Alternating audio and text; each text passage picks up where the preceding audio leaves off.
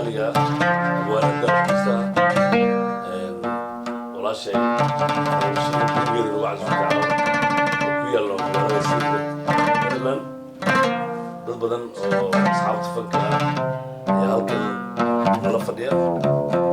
ay ka mid yihiin walaashii qaaliga Cabdiqaadir Carab fanaan qaali ah oo lagu weyn walaalkeen ciise waxaa kaloo halkan aan ka maqneen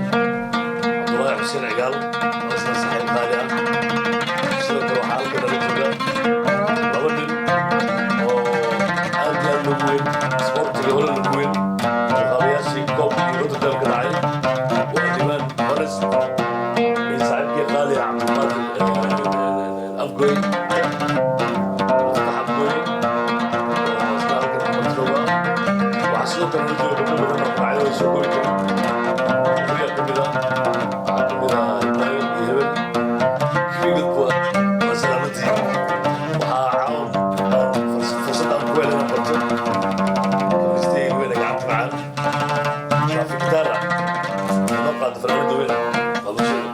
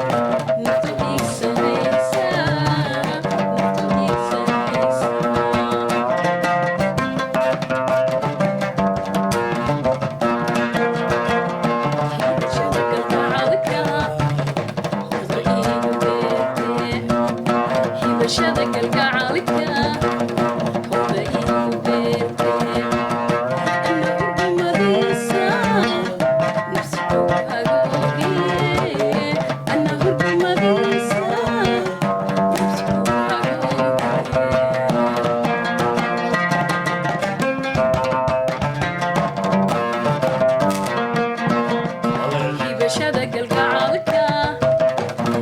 iigu beertee hibashada galgacalka iigu beertee nahurmadiisa nafsi kugu haroogiye nahurmadiisa nafsi kugu haroogiye nafsi kugu haroogiye nafsi kugu haroogiye